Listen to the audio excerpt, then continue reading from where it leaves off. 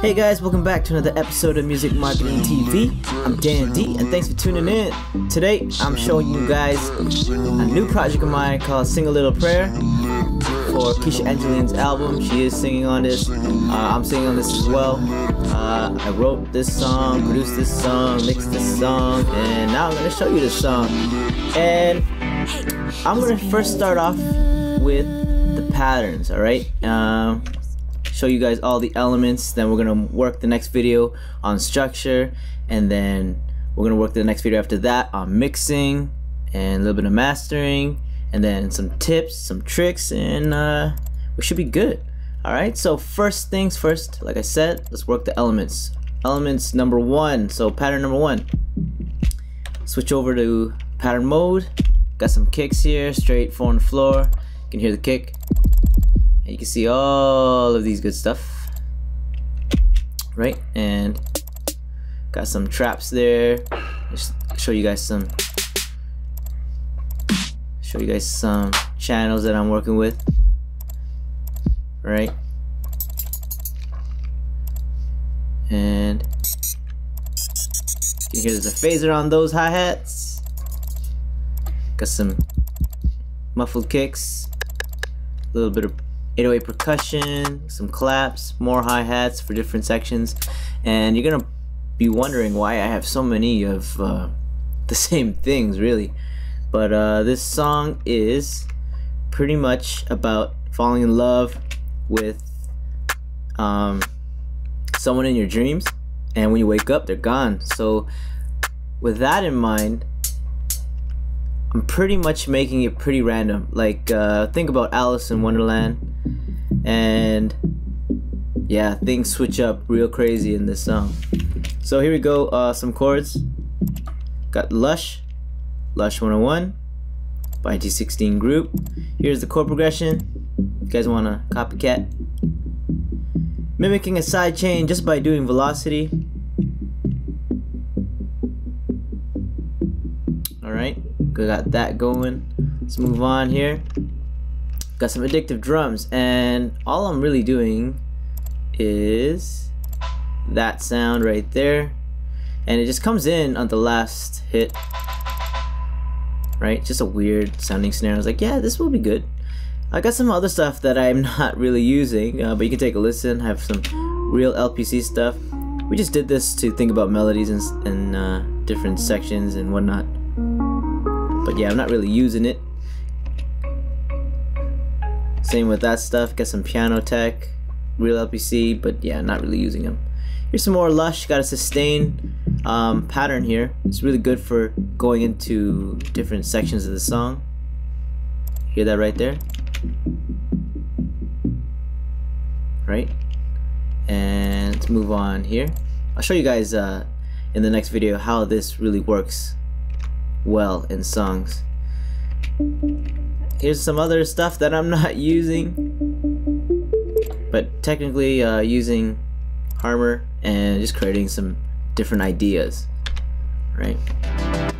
And this is pretty tricky. This is a 3/4 time, a triplet kind of thing going on in the section. Using Lush, cutting everything in threes. You can hear that there is a side chain with this one. Velocities aren't messing around with. I also have something else in the bottom here, but you can't really hear it, so I'm gonna solo. I'm gonna just turn this one off. There we go. And I'll solo this. And with the effects on, you can hear this a little better. You can also hear that it will be a little bit bitted out. Alright, it does sound a little old school in the song when we hit this part, and it's just to add a little flavor. I think I set it to 16-bit, 1-bit, I can't remember exactly. And let's move on here. Here's some hats. We have the same kind of thing going on, but for a different section. And counts. Drunken Synth by Harmor. I think this is a modified hard lead. You can find that hard lead under lead section, and there's hard lead. Alright. Here's a triplet percussion. 4 on the floor. Got some claps. Yes, we have this hip hop breakdown with that weird snare. Right? Got some cymbals. Now, I'm not using this in the song, but I suggest you guys, I mean, I'm sure people are doing this right now. Well, essentially be something like that. Right? And that's really great for going into transitions. Just a little fill. Got some gross beat stuff here, and gross beat is used to switch up a whole bunch of elements in my track, whether it be chord progressions,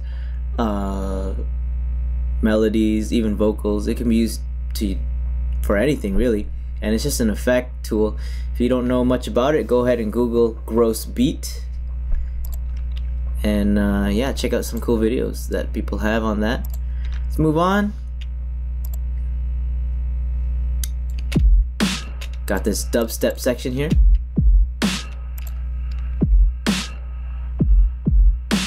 Alright, yeah, so you can see there's a whole bunch of weird out of nowhere elements. And speaking of out of nowhere, check this out.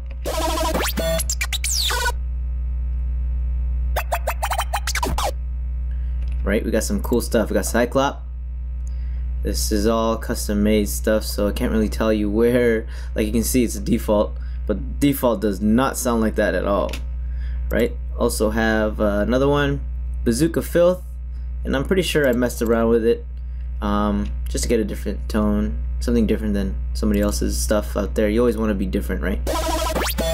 Got some Blue Lab, some of my new presets that I'm about to give out later on. Great for electronic music, right? I got this preset here, straight out of the ARP Zombie.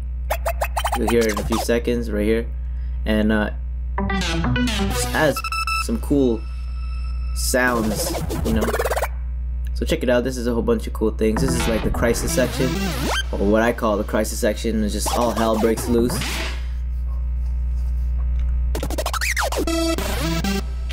Right?